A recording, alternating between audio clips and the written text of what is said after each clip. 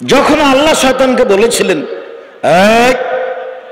তোকে যে বললাম যে আদমকে সিজদা কর, তো সিজদা করলি না, সর সর সর এখান থেকে সর। তখন ইবলিস বলছে, হ্যাঁ সরে যাব বটে, দুইটা সুযোগ দিতে হবে। কি? আজীবন বেঁচে থাকতে চাই। আল্লাহ বললেন ঠিক আছে দিলাম। আর একটা দিতে হবে। কি? আদম সন্তানকে ভুল পথে নিয়ে যাব, এই ক্ষমতা আমাকে দিতে হবে। তো ঠিক আছে দিলাম। তখন ইবলিস বলছে, তোমার মর্যাদার কসম, তোমার সম্মানের কসম, তোমার ইজ্জতের কসম, তোমার সম্মানের কসম করে বলছি, আদমের ছেলে মেয়ে জান্নাতে কেমনে যায় তা আমি দেখে ছেড়ে দেব। এ কথা কে বলল বলেন তো দেখি? ইবলিস বলল। যখন এ কথা বলে ও চলে যাচ্ছে, তখন আল্লাহ বলছেন, ইজ্জতি ওয়া ইরতিফায়ে মাকানি ওয়া জালালি, আমার সম্মানের কসম, আমার মর্যাদার কসম, আমার ইজ্জতের কসম, ইবলিস মনে রাখ, আদমের ছেলে মেয়ে আমার কাছে যতবার ক্ষমা চাইবে আমি ততবার ক্ষমা করে দেব। দুইটা মুখামুখি, কিন্তু ইবলিসকে আল্লাহ বললেন না যে তুই কিছুই করতে পারবি না, এ কথা বললেন না। ওকে ও দুটা অনুমতি চাইলো, দুটাই দিয়ে দিয়েছে। যার কারণে তো আপনি কেউ থাকে না, তখন আপনি একবারে বড় মোবাইলে বিশাল ল্যাংটা মেয়ে দেখছেন দিন রাত। ওটা আপনাকে শয়তান পাগলা বানিয়েছে, শয়তান আপনাকে জাদু করেছে। নাহলে কতদিন আপনি আমার সাথে সামনে তওবা করলেন, তারপরে বাড়ি যেতে না যেতে একাই যেমনই হয়েছেন তেমনই চালু করে দিয়েছেন। ওই মেয়ে চলে এসেছে ল্যাংটায়। মুহাম্মদ সাল্লাল্লাহু আলাইহি ওয়াসাল্লাম বলছেন, আমার জীবনে বড় ভয়, আমার উম্মত গোপন পাপে লিপ্ত হবে, এটাই আমার ভয়।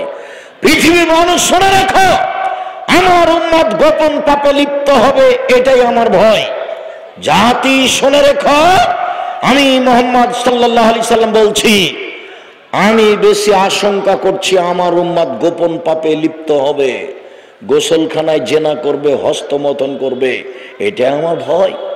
মেয়ে আছে লন্ডনে, ছেলে আছে দিনাজপুরে, উলঙ্গ অবস্থায় জেনা করবে গোপন ভাবে, এটা আমার ভয়। প্রায় মোবাইলে ল্যাংটা মেয়ে আছে।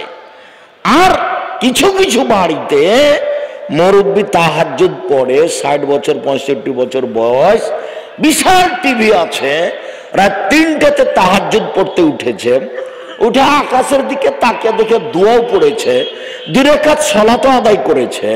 তারপরে বলছে মনে মনে, শয়তান ধরেছে, মনে মনে বলছে যে টিভিটা চালু করে দেখি তো কি অবস্থা।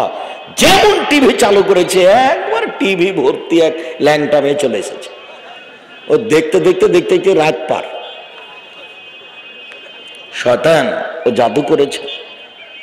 ইমরান সাল্লামের তো বিশ্বয়ে আত্মা মানুষকে পাপের আদেশ করে, শয়তান সব সময় খারাপটাকে ভালো করে দেখায়, আর আত্মা ওটাই চাই, মনটা ওটাই চাই। সম্মানিত দিনী ভাই বোন, ফিরে আসলাম আবার আপনার কাছে। যেই বাপের ছেলে 15 বছর হয়েছে নামাজ পড়ে না, ও বাপ নয়, ও হলো এই ছেলের চাচা, ও হলো এই ছেলের খালু। বাপ ও ক্ষমতা বলে দেখাতে পারে না, বাপ মানে তো ক্ষমতাশীল। রাসূল সাল্লাল্লাহু আলাইহি ওয়াসাল্লাম বলছেন, স্বামী হলে 5টা জিনিস লাগে। 1, যে মানের তুমি খাও বউকে সে মানের খাওয়াবা। 2, যে মানের তুমি কাপড় পরো সে মানের বউকে পরাবা। 3, বউকে কটু কথা বলবা না। 4, মারা যদি লাগে তো মুখের উপরে মারো না। 5, তোমার বাড়ি ছাড়া তাকে কোথাও যেতে দিবা না। চাচির বাড়ি যেতে পারে না, খালার বাড়ি যেতে পারে না, মায়ের বাড়ি যেতে পারে না, জরুরি দুর্ঘটনা ছাড়াও বাড়ি ত্যাগ করতে পারে না। বাজার তো বহু দূরের কথা, বাজার তো বহু দূরের কথা। বাজার যাবে কেন? ওর বাপ নাই, ওর বাপ কি মরেছে? ওর শ্বশুর নাই, ওর শ্বশুর কি মরেছে?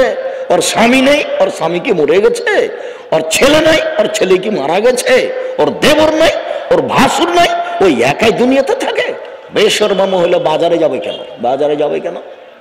আপনার খাই আর আজকারা আজকারা মুখে চোখে লাগিয়ে ওর লোকের ধাক্কা খায়, আপনাকে খারাপ লাগে না? আপনাকে তো খারাপ লাগা দরকার। আপনার একটা গাইরিয়ত থাকা দরকার, আপনার একটা আত্মমর্যাদা থাকা দরকার। কি করে ও মানুষের ধাক্কা খায়, বাজারে যায়, এর সামনে দাঁড়ায়, ওর সামনে দাঁড়ায়, 2 কেজি পেঁয়াজ নেয়, 1 কেজি আলু নেয়, শাড়িখান দেখে দোকানদারের সামনে দাঁড়িয়ে থাকে, আপনাকে খারাপ লাগে না? আপনাকে ঘৃণা লাগে না? আমাদের যদি একদিন ঘটে যায় তাহলে অজ্ঞান হয়ে পড়ে যাবো, ইন্না লিল্লাহি ওয়া ইন্না ইলাইহি রাজিউন। কি হয়েছে? আর আপনার দিন রাত চলছে, তার মানে আপনার হিতাহিত জ্ঞান লোপ পেয়েছে। আপনার কোনো হিতাহিত জ্ঞানই নেই, আপনার একটা আত্মমর্যাদা নেই। আত্মমর্যাদা থাকা দরকার, গাইরিয়ত, আত্মমর্যাদা। একটা ছোট ছেলে যদি বড় মানুষকে একটা মোটা কথা বলে দেয়, তো ওই শিক্ষিত বড় মানুষটার গায়ে বাঁধে, এর নাম হলো আত্মমর্যাদা। বুঝতে পারেননি কথা? এটা নাম কি? আত্মমর্যাদা। এটা প্রত্যেকটা মানুষের একটা আত্মমর্যাদা আছে। এখানে পায়খানা পড়ে আছে, তো ছোট ছেলেটা আমাকে বলছে যে আপনি পায়খানাটা সাফ করে দেন, তো ওই কথাটা আমার কোথায় বাঁধলো? বুঝতে পারছেন না মনে হয়? আত্মমর্যাদায় বাঁধলো। ছেলেটা আমাকে এভাবে বললো, এর নাম হল আত্মমর্যাদা, গাইরিয়ত। তোমার চোখের সামনে তোমার মায়ের হাত ধরে আর একজন যুবক জোর করে টেনে নিয়ে যাচ্ছে, তখন তোমাকে খারাপ লাগছে, কে রে, ছিজি, আমার মায়ের হাত ধরে টানছে মানে একে। এই যে তোমাকে খারাপ লাগলো, এর নাম হলো আত্মমর্যাদা। আপনার স্ত্রী কেমনে বাজারে যায়, আপনার একটু আত্মমর্যাদা নাই কেন? আর আমি আমার দিনী বোনদেরকে বলবো যে অভিমান রাখেন না জীবনে। অভিমান রাখলে সংসারে গন্ডগোল বাঁধবেই। আব্দুর রাজ্জাক সাহেব, অভিমান কি জিনিস? অভিমানটা বুঝানোর আগে আপনাকে একটা কথা বলি। আপনার স্বামীকে বলবেন, যাহাই আনিবেন তাহাতে আমি খুশি, আমার পক্ষ থেকে কোনো কিছু বলার নেই। অভিমান তাহলে কি জিনিস? একটু সুন্দর দেখে, চিকন দেখে একটু কাপড় আনিও তো, সময়ে আমি যাব কোথাও পরে, একটা নিয়ে এসেছে, তখন নিয়ে এসে হাত দিয়ে দেখে বলছে কি যে মোটা কাপড় নিয়ে আসে, একটুকু ভালো লাগে না। এই যে অভিমানের উল্টা হয়ে গেছে। অভিমানের কি হয়েছে? উল্টা হয়েছে। তা আর একদিন আর একটা নিয়ে এসেছে, পরের দিন ওটা পাল্টিয়ে, তখন হাত দিয়ে বলছে এটা ভালো লাগে না। তখন আপনি বলেছেন তুই যা বাজারে, তুই যা কিনগা। এই যে সমস্যা বাঁধলো, ওকে কোনো অভিমানই রাখতে হবে না স্ত্রীকে, তাহলে সংসার সুন্দর চলবে। অভিমান রাখলে শয়তান সুযোগ পাবে, এটা ভেঙে যাবে। সম্মানিত দিনী ভাই বোন, বলছিলাম সালাত আদায় করতেই হবে যে কোনো মূল্যে। এবার বলি, যারা সালাত আদায় করে না তারা কেমন? বুরাইদা রাদিয়াল্লাহু তাআলা আনহু বলেন, বাইনাল আবদি ওয়া বাইনাল তারকুস সালাহ, যারা সালাত আদায় করে তারা মুসলমান, আর যারা সালাত আদায় করে না তারা কাফের। রাসূল সাল্লাল্লাহু আলাইহি সাল্লাম বলেন, মান তারাকা সালাতা মুতাআম্মিদান ফাকাদ কাফারা, কে যদি ইচ্ছাকৃত সালাত ছেড়ে দেয় তাহলে সে কাফের হয়ে গেছে। আবু হুরায়রা রাদিয়াল্লাহু তাআলা আনহু বলেন, উমিরতু আন উকাতিলান নাস হাত্তা ইয়াকুলু লা ইলাহা ইল্লাল্লাহ ওয়া ইকিমুস সালাহ, আমাকে আদেশ করা হয়েছে, আমাদের নবী বলছেন, আমাকে আদেশ করা হয়েছে আমি পিটিয়ে লা ইলাহা ইল্লাল্লাহ বলাবো, পিটিয়ে সালাত আদায় করাবো। যদি সালাত আদায় করে তার রক্ত নিরাপদে, তার সম্পদ নিরাপদে।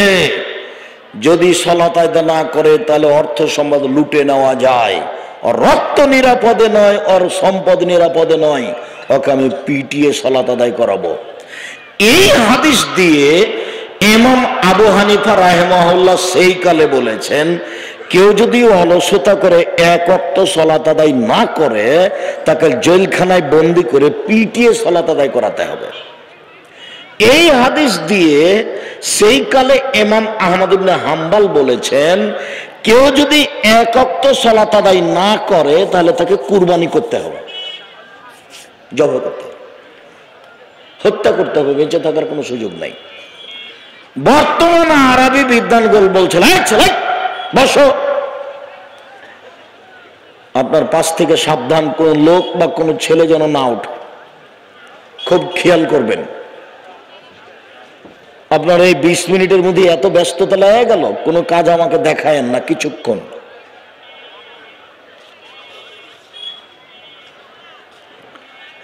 সম্মানিত দিনী ভাই বোন, বলছিলাম রাসূল সাল্লাল্লাহু আলাইহি ওয়াসাল্লাম যে হাদিস বললেন, এই হাদিসে সেই কালে ইমাম আহমদ বিন হাম্বল অলসতা করে সালাত ছেড়ে দিলে তাকে হত্যা করতে হবে কথা বলেন। আর এখন আরবি বিদ্বানগণ বলছেন স্বামী নামাজ পড়ে, স্ত্রী পড়ে না, স্ত্রী পড়ে, স্বামী পড়ে না, তাহলে বিবাহ বিচ্ছিন্ন হয়ে গেছে। কেন? একজন মুসলমান, একজন কাফের। কলম লাগে না, খাতা লাগে না, চেয়ারম্যান লাগে না, মেম্বার লাগে না, কাজী লাগে না, বিবাহ এমনিতেই গেছে। এমনকি আরবি বিদ্বানগণ বলছেন যে সালাত আদায় করে না, ও যদি মারা যায় তাহলে ওকে মুসলমানের কবরস্থানে তার মাটি হবে না, হিন্দুদের শ্মশান ঘাটে তাকে ফেলে দিতে হবে। নাউজুবিল্লাহ। যারা সালাত আদায় করে না তাদের অবস্থা এই। আব্দুর রাজ্জাক সাহেব, আপনারা কি বলেন? আমরা বলি যে বিবাহ বিচ্ছিন্ন হয়নি, তবে মহাপাপী। তবে মহাপাপী কেন?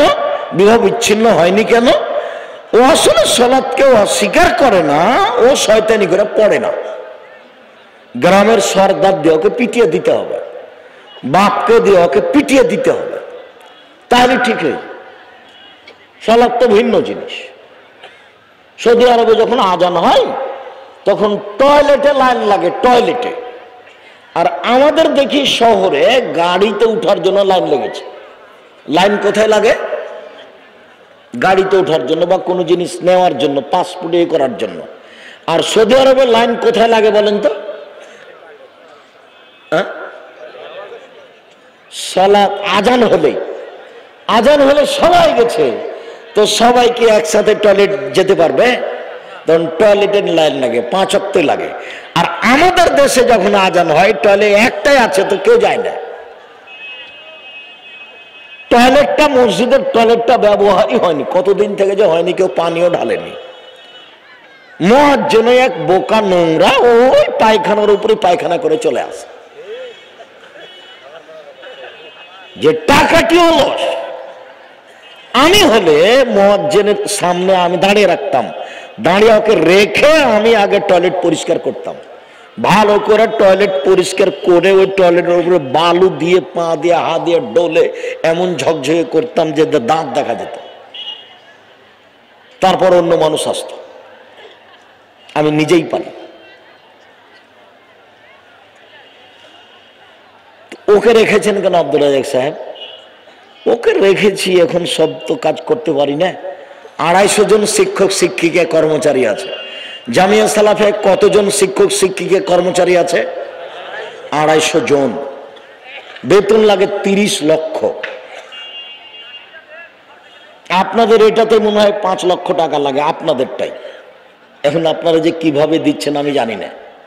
সেদিন গেছিলেন কিনা আব্দুর রাজ্জাক সাহেব? আমরা আপনাদের প্রতিষ্ঠান, আমাদের যেটা দিনাজপুর, সেখানে যাই না, টাকা তো বহু দূরের কথা। চলছে কিভাবে যে চলছে আমি জানি না, তবে দেখি 20 বিঘা জমির উপরে আপনাদের প্রতিষ্ঠান জামিয়া সালাফিয়া তেঘরা বিরল দিনাজপুর। কত বিঘা জমির উপরে? 20 বিঘা জমির উপরে। প্রায় 500 ছেলে মেয়ে পড়াশোনা করছে ভিন্ন ভিন্ন স্থানে।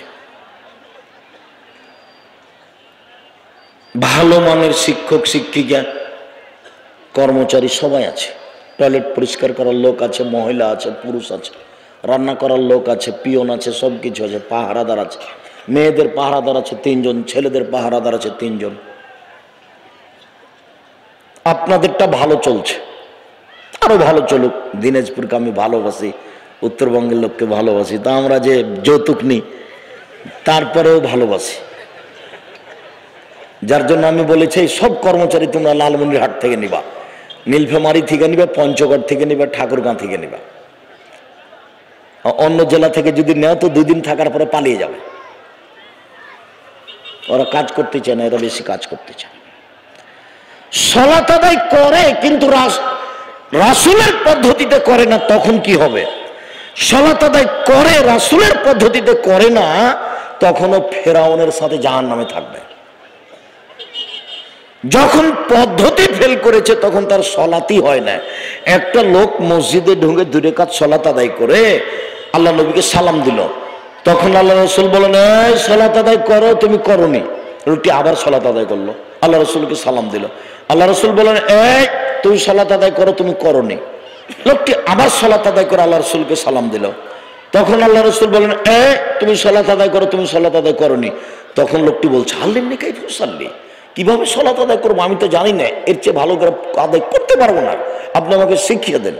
আচ্ছা যাক, শিক্ষা দিবেন, কিন্তু আল্লাহর নবী যদি একটু বলতেন, হ্যাঁ তুমি সালাত আদায় করেছো, তবে খুব একটা ভালো হয়নি, এইটা হলে কিছু হতো। একবারে সরাসরি নাকচ করে দিলেন, তুমি সালাত আদায় করো, তুমি করনি।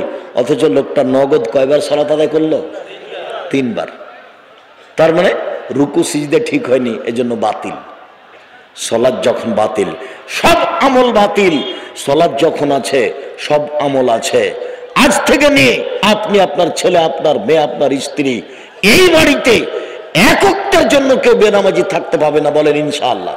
বলেন, এই ছেলে এত ধীরে বলছো কেন? শরম পাও না? খারাপ লাগছে? মানে কোনো বোঝা আমি চাপাইনি আপনার উপরে, কোনো বোঝা আমি চাপাইনি আপনার উপরে। মানুষের জীবনে যেটা সবচেয়ে জরুরি কাজ, এর চেয়ে মানুষের জীবনে কোনো জরুরি কাজ নেই, সেটা হলো সালাত। আমি সংক্ষিপ্ত করলাম, আমার দিকে দেখেন কিভাবে সালাত আদায় করতে হবে, এক খেয়ালে চেয়ে থাকবেন। উপস্থিত বৈঠকের মুসলিম বোন, আপনাকে বলছি, কথা বলছো কেন? শরম হয় না তোমার? কতবার তোমাকে বলছি চুপ থাকো। এমনি নগ্ন হয়ে এসেছো, দেবরের সাথে এসেছো, আবার তুমি কথা বলছো কেন? চুপ থাকো। উপস্থিত বৈঠকের মুসলিম বোন, আপনাকে বলছি, এক খেয়ালে চেয়ে থাকেন, আমি বাস্তব সালাত দেখাবো। আপনি আমাকে দেখতে পান আর না পান, এই ছেলেরা একটু মহিলা শাখায় যাও তো, ওই যে বেশর্মা মহিলা চিল্লাচ্ছে। আমি যে তোমাকে বলেছি, আপনাকে বলেছি, আপনার মেয়েকে বলে দিবেন, আপনার স্ত্রীকে বলে দিবেন, দেখো আব্দুর রাজ্জাক বিন ইউসুফ এসেছে, তো যদি মুখখান বন্ধ করতে পারো তাহলে যাও, আর না হলে আমাকে অপমান করো না, তুমি যাও না। এটা তো আপনাকে আমি বলেছি। কোন শরমে আপনার স্ত্রী এখানে চিল্লাবে কেন? ফাঁসি হয়ে গেলে মুখ খুলবে না। সে কেন চিল্লাচ্ছে? আপনার কাপুরুষতার ফাঁকে চিল্লাচ্ছে। আমাদের আহাল পরিবার যদি ফাঁসি হয়ে যায় তবু মুখ খুলবে না। চিল্লাচ্ছে কেন? আপনার দোষে চিল্লাচ্ছে। আপনাকে আমি কষ্ট দিতে আসিনি। স্বামী হওয়া লাগে, বাপ হওয়া লাগে। বাপ মানে ক্ষমতা, মানে বাপ। কাপুরুষের নাম বাপ নয়, ক্ষমতা লাগে। আল্লাহ নবী বলছেন, আমি নিজে বলিনি এই কথা। চিল্লাচ্ছে কেন? আপনার স্ত্রী কথা বলছে কেন? চিল্লাবে কেন? কথা বলবে কেন? ঢং ঢং করে এসেছে, ঢং ঢং করে চলে যাচ্ছে।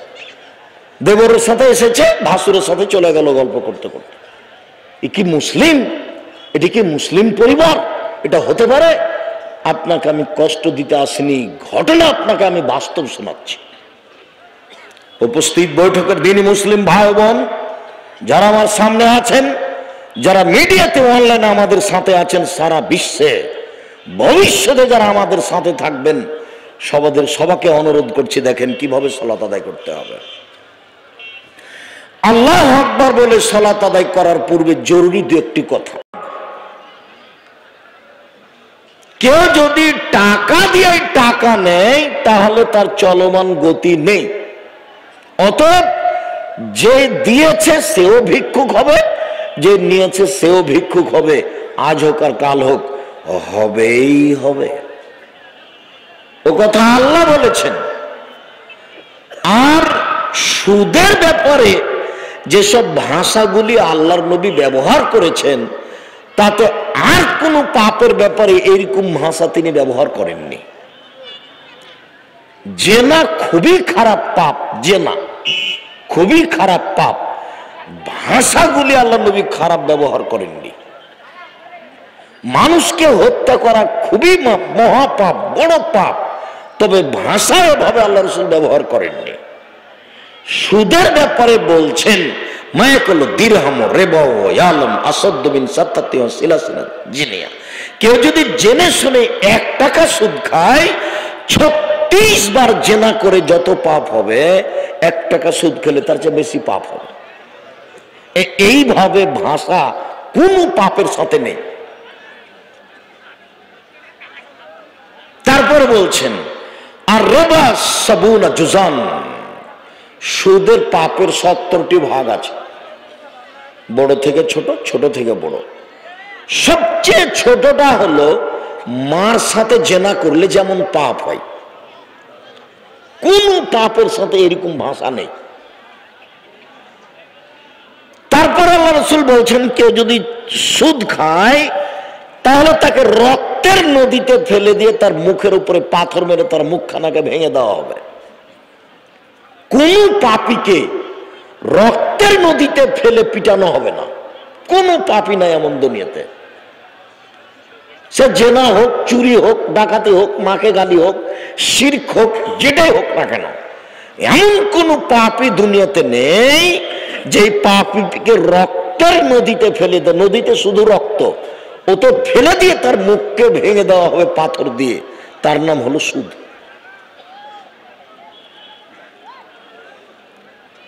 সুদের টাকা দিয়ে যেমন চাউল কিনে ভাত খেয়ে ইবাদত কবুল হবে না, যৌতুকের টাকা দিয়ে চাউল কিনে ভাত খেয়ে ইবাদত কবুল হবে না। রাসূল সাল্লাল্লাহু আলাইহি ওয়াসাল্লাম বলেছেন সালাত ফরজ, আদায় করতেই হবে। ওযু করে সালাত আদায় করতে হয় তো পানি নেই, তায়াম্মুম করে সালাত আদায় করতে হবে। পানিও নাই, মাটিও নাই, তাহলে এমনিতেই সালাত আদায় করতে হবে। কেবলার দিকে মুখ করে সালাত আদায় করতে হয়, কেবলা বোঝা যায় না, বিনা কেবলাতেই সালাত আদায় করতে হবে। দাঁড়িয়ে সালাত আদায় করতে হয়, দাঁড়িয়ে থাকা যায় না তো বসে থেকে করতে হবে। বসে থাকা যায় না তো শুয়ে থেকে করতে হবে। শত্রু তাড়া দিয়েছে, দৌড়িয়ে চলে যাচ্ছে, সালাতের টাইম হয়েছে, এভাবেই সালাত আদায় করতে হবে। গাড়িতে উঠেছে, গাড়িতে ঠেল মানে না, শিকল ধরে আছে, সালাতের টাইম হয়েছে, এইভাবেই সালাত আদায় করতে হবে। পরিষ্কার কাপড় পরে সালাত আদায় করতে হয়, পরিষ্কার নেই, যেই কাপড়ে পেশাব পায়খানা লেগে আছে ওই কাপড়েই সালাত আদায় করতে হবে। পরিষ্কার ও অপরিষ্কার কোনো কাপড়ই নাই, উলঙ্গ হয়ে আছে, সালাতের টাইম হয়ে গেছে, উলঙ্গ অবস্থাতেই তাকে সালাত আদায় করতেই হবে।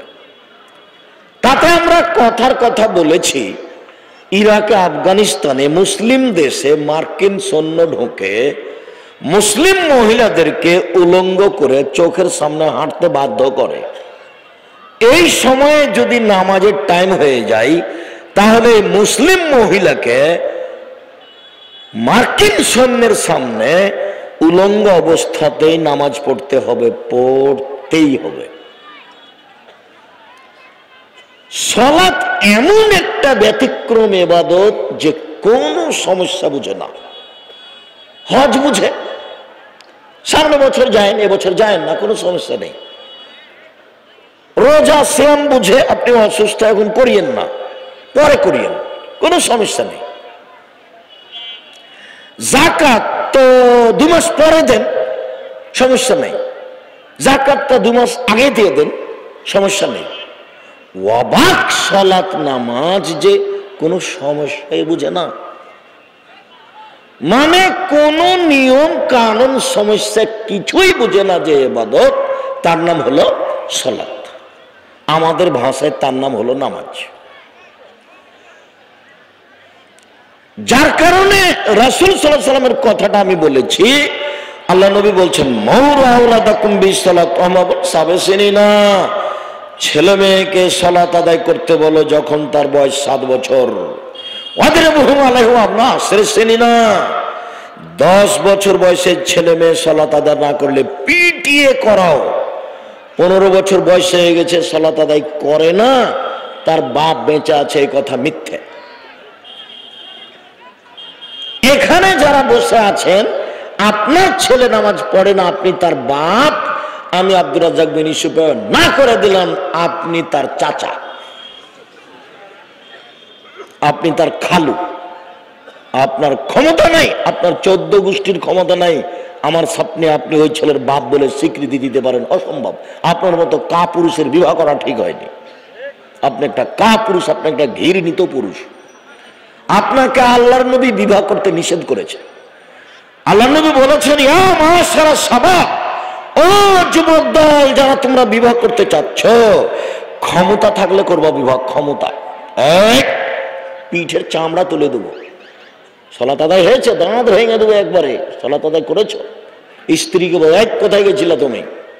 মাথায় কাপড় না দিয়ে বাইরে গেছিলে নাকি?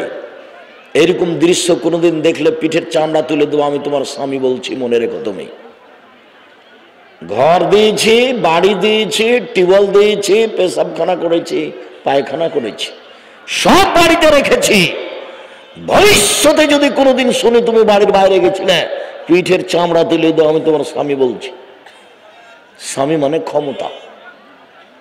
আপনার স্ত্রী এখন ছোট ব্লাউজ পরে বসে আছে এখানে, তার মানে আপনি কার পুরুষ? আপনি কার পুরুষ? আপনি ঘৃণিত পুরুষ। আপনাকে আমি ঘৃণা করি। আপনার মেয়ে এখানে ক্লাস 10-এ পড়ে, এবারে পাঞ্জাব চুল মাথায় দিয়ে দাঁড়িয়ে আছে। ওই যে এখনই বাজার থেকে আসলো। ও কি হিন্দুর মেয়ে? ও কি খ্রিস্টানের মেয়ে? ও কি ইহুদির মেয়ে? আসলো কেন? কেন আসবে? আসবে কেন? আপনি যে বলছেন আমি মুসলমান, শোনেন, ধর্ম পাগল হয়নি। তাহাজ্জুদ পড়ে জান্নাত কেনার হিসাব করিয়েন না। 3 শ্রেণীর মানুষ জান্নাত পাবে না। এক, মধুমেলন খান, যারা নিয়মিত বিড়ি, তামাক, জর্দা, সিগারেট, গুল, নেশাদার দ্রব্য খায়, পান করে, তারা জান্নাতে যাবে না। 2, আর রাজলত মিনান নিসায়ে, পুরুষের বেশধারী নারী, যারা পুরুষের জুতা স্যান্ডেল পরে, যারা পুরুষের শার্ট প্যান্ট পরে, যারা পুরুষের পোশাক পরে, যারা গেঞ্জি গায়ে দিয়ে চলে, এসব বেহায়া মহিলা জান্নাতে যাবে না। এসব বেশরমা মহিলা জান্নাতে যাবে না। 3, আপনি যাবেন না। আমি যাব না মানে আপনি যাবেন না। আল্লাহ রাসূল বলছেন, দায়ুস আল্লাযী কুরফি আলাল খাবাসা, ওই দায়ুস জান্নাতে যাবে না যার বাড়িতে বেহায়াইর সুযোগ আছে। আপনি বলেন যে আমার বাড়িতে বেহায়াই নাই। এই যে আপনার মেয়ে ক্লাস 10-এ পড়ে, দেখেন এখন দাঁড়িয়ে আছে পিছনে আপনার মেয়ে। আপনি বলেন যে আমি দায়ুস নই। আমি মুহাম্মদ সাল্লাল্লাহু আলাইহি ওয়াসাল্লাম অনুবাদক, 1450 বছর পূর্বে মুহাম্মদ সাল্লাল্লাহু আলাইহি ওয়াসাল্লাম এইভাবেই বলেছেন। আমি জাতির সামনে অনুবাদ করে শোনাচ্ছি মাত্র।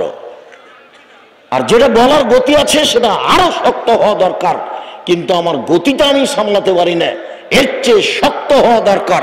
আল্লাহ রাসূল বলছেন, যা খাতাবা, যখন আল্লাহ রাসূল বক্তব্য দিতেন, ওয়াহমারা তাইনাহু, তার 2 চোখ লাল হয়ে যেত, ওয়াস্তাদা গাজাবহু, তার রাগ বেশি হয়ে যেত, ওয়ালা সাউতুহু, তার কণ্ঠ উঁচু হয়ে যেত, কান্না মনজুর যাইস, যেন তিনি সৈন্য দলকে ধমক দেখাচ্ছেন। এই করতে হবে, সে করতে হবে। এটা ছিল মুহাম্মদ সাল্লাল্লাহু আলাইহি ওয়াসাল্লামের বক্তব্যের গতি। কণ্ঠস্বরে বক্তব্য দেওয়ার না জায়েজ। বহুদিন থেকে বলে আসছে কণ্ঠস্বরে বক্তব্য দেওয়া যাবে না। তো সবাই যে দিচ্ছে, দিলে কি হবে? আমি কোনোদিন দিইনি। আমার জীবনে আমি 1 মিনিটের জন্য কোনোদিন কণ্ঠস্বরে বক্তব্য দিইনি। কণ্ঠস্বরে বক্তব্য যায়, যেভাবে বক্তব্য এমন ভাবে দিতে হবে যে যেখান দিয়ে যাবে কেটে ছিঁড়ে চলে যাবে। আপনি জান্নাতে যেতে পারবেন না, আপনি দায়ুস। আপনাকে বলতে হবে ওটা আমার মেয়ে নয়, এটা হিন্দুর মেয়ে। ওর কাছে শয়তানের কোনো কাজ নাই। ইবলিস ওখানে যাবে না। হিন্দুর একটা মেয়েকে বলতে যাবে না ইবলিস। চাঁপাইনবাবগঞ্জের ভাষাতে ইবলিস হলো 14 ইলিমের পড়া। চাঁপাইনবাবগঞ্জের ভাষাতে ইবলিস কাকে বলে? 14 ইলিমের পড়া, মানে সব বিদ্যা তার কাছে আছে। তো একটা হিন্দু মেয়েকে বলবে না ইবলিস, এই মাথায় কাপড় দাও, মাথায় কাপড় দাও। কেন বলবে না? ও জানে যে জাহান্নামে যাও। একটা ইহুদির মেয়েকে ইবলিস বলবে না যে মাথায় কাপড় দাও, মাথায় কাপড় দিও না, মাথায় কাপড় দিও না, এ কথা বলবে না। কেন? ও জানে যে একটা ইহুদির মেয়ে কোথায় যাবে? জাহান্নামে যাবে। ওর ওখানে কোনো কাজ নাই। কাজ আছে আপনার বাড়িতে। আপনাকে ঠকাতে পারলেই শয়তান সফল।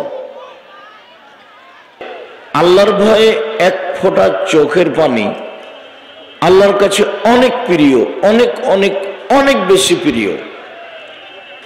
রাসূল সাল্লাল্লাহু আলাইহি ওয়াসাল্লাম বলেন, লাইসা শাইউন আকরামা ইনদাল্লাহি মিন কাতরাতিদ দুমুই, এক ফোঁটা চোখের পানি, আল্লাহর ভয়ে এক ফোঁটা চোখের পানি আল্লাহর কাছে যত প্রিয়, পৃথিবীর কোনো কিছু আল্লাহর কাছে তত প্রিয় নয়। এটা ঠিক। এরপরেও যদি সালাত না থাকে তাহলে এত প্রিয় পছন্দ ইবাদতকে আল্লাহ বাতিল করে দিবেন। আমরা জানি যে হজ এমন একটি ইবাদত, যদি হজ কবুল হয়ে যায় তাহলে লোকটা হয়ে যায় সেই দিনের মতো যেদিন তার মা তাকে জন্ম দিয়েছে, নিষ্পাপ হয়ে যায়। হজ একটি বড় ইবাদত, তারপরেও যদি তার সালাত কবুল না হয় তাহলে তার হজের ইবাদতটিকে আল্লাহ কেটে দিবেন, বাতিল হয়ে যাবে। সম্মানিত দ্বীনী ভাই বোন, আমরা জানি যে ইবাদতের জগতে সবচেয়ে শক্তিশালী, ক্ষমতাধর, ব্যতিক্রম ইবাদত হলো দান। সালাত আদায় করে জান্নাত পাওয়া যায়, জান্নাত কিনা যায় না। সিয়াম পালন করে জান্নাত পাওয়া যায়, জান্নাত কিনা যায় না। হজ করে জান্নাত পাওয়া যায়, জান্নাত কিনা যায় না। কিন্তু দান করে জান্নাত কিনা যায়। আল্লাহ তো বলছেন, মুমিন পুরুষ নারীর সম্পদ এবং তার জানের বিনিময়ে আমি জান্নাত বিক্রি করে দিয়েছি। আমি জান্নাত বিক্রি করে দিলাম তোমাদের জান এবং মালের বিনিময়ে। তো ইবাদতের জগতে সবচেয়ে শক্তিশালী, ক্ষমতাধর, ব্যতিক্রম ইবাদত হলো দান। এর পরেও যদি আপনার সালাত, নামাজ না থাকে তাহলে দানের মতো ইবাদতকে আল্লাহ কেটে দেবেন, এটা বাতিল। ইবাদতের জগতে ভিন্ন ধরনের ব্যতিক্রম ইবাদত হলো সালাত। সালাত এমন একটি ইবাদত যার উপরে নির্ভর করে অন্যান্য ইবাদত। এই ছেলেরা, এরা এখানে মুখে কথা বলছো কেন? আর তোমরা দাঁড়িয়ে আছো? এই ছেলে, তোমরা কি দায়িত্ব পালন করছো? এই দাঁড়িয়ে আছো কেন তুমি? আর ওই সামনে মুখে ওই লোকগুলোর কি বসার জায়গা হয়নি নাকি? দাঁড়িয়ে আছে কেন? এমনি বসেন, হয় বসতে হবে না সরে যেতে হবে। আমি কথা বলবো আর আপনি একবার দাঁড়াবেন, একবার বসবেন, এরকম পরিবেশটা আমি গ্রহণ করি না। আর এটা তো আজকে নতুন নয়।